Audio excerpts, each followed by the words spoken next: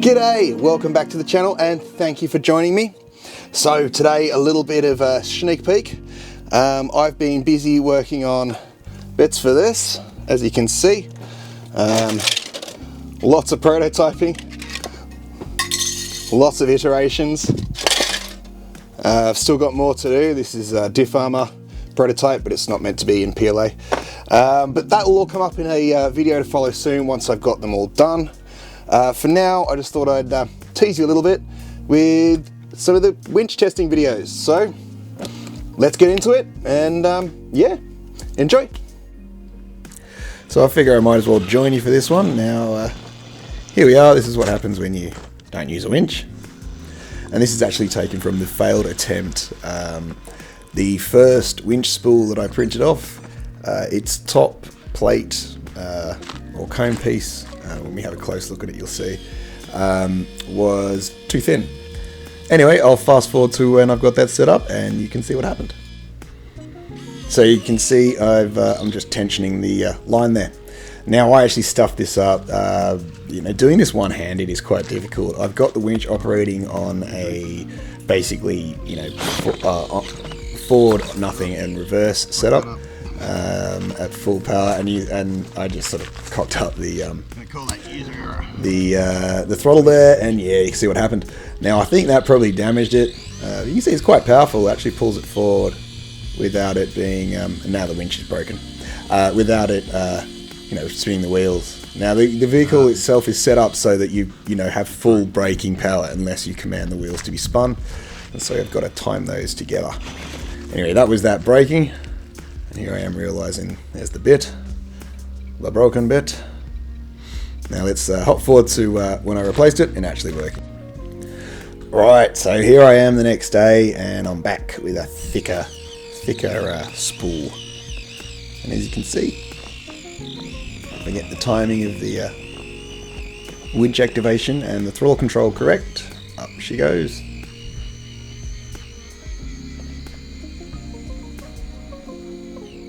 Yep, there you go. Let's go check out a few more.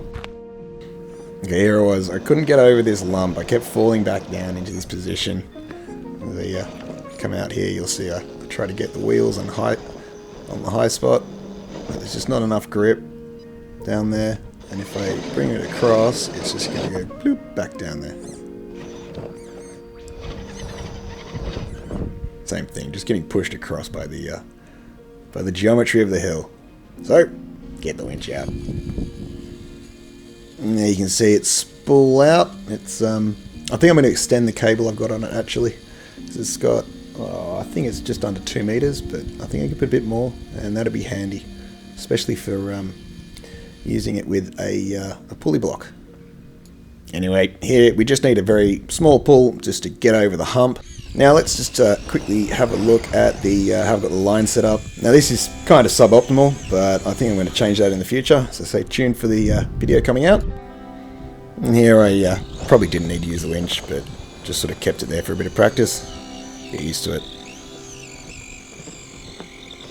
Do love how that looks. Comment down below on what you reckon and how she looks.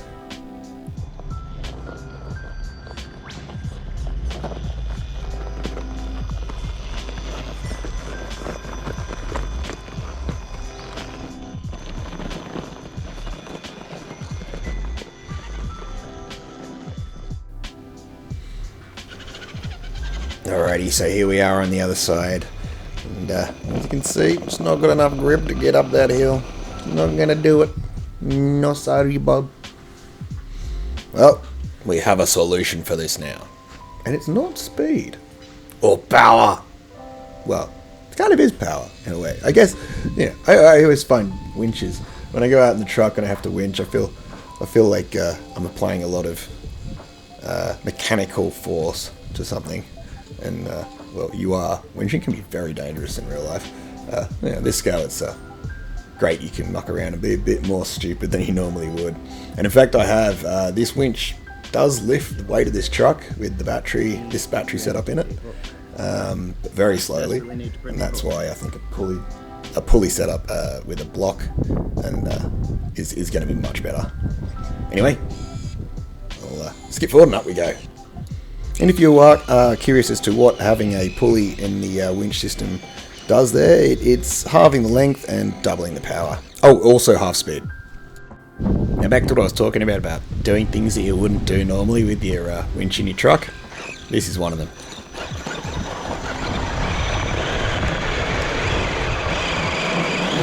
Yo. And then this. Driving forward, spooling out the cable like that. You probably wouldn't be doing that straight up. You might just reset the cable if the truck was secure.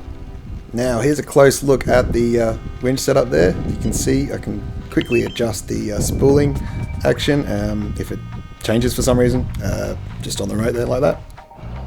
And so when I want to put it away, I just got to spool it back in, and you can see I've got that long sheath on the cable. Just sort of pops in quite nice and neat like that. I wouldn't mind a hook for it really, but yeah, that works quite well actually. Now I've got two more pulls left for you. This one, as you can see, is basically the equivalent of a scree slope, so a extremely loose slope. And pretty well going to find it impossible to drive up this without high wear with no winch assistance, as in high wear, you know, power and speed, potential damage, all that kind of bizwaz. And that works like a charm. And just to demonstrate how loose this is, we'll show you driving down the other side. Try to get a good shot for you there. Just sort of skeet down the last bit.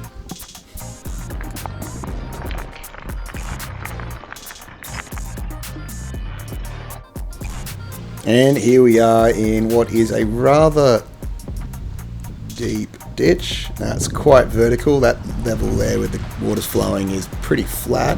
But as you can see, it's quite a difficult climb.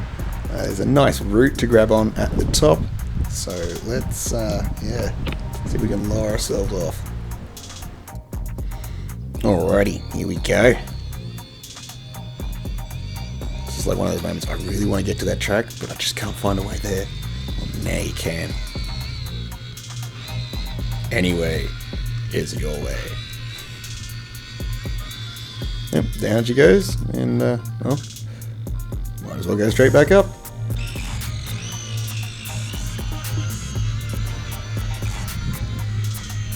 Now you can hear that going down there was some overspooling of the winch, and coming up there it finds it tough at certain points. I was finding it difficult to measure out the reverse throttle going down to not pull on that winch at all. It's not really what I wanted to do. I just wanted to match the speed of it going down with the wheel speed. And there you go. Anyway, there you go. That's that. Just you know, in case you have been aware that there's not been very many videos come out over the last couple of weeks, we actually had no internet around here for a while. It's one of the things about living in Sydney's forgotten suburb, one of them, where we've got basically 30-year-old copper cable that sort of goes to the houses, and the houses are 200 odd or something, you know, very set back from the road. It's a rural area. So, you know, you just sort of get hit by like that, and it takes a long time for the NBN to get around to fixing things, it seems. Anyway, hope you enjoyed the clips, and yeah, stay tuned for the goodness coming out soon. Thank you very much for watching. Please like and subscribe too, you know, if you've enjoyed the content, and I will catch you next time. Peace out.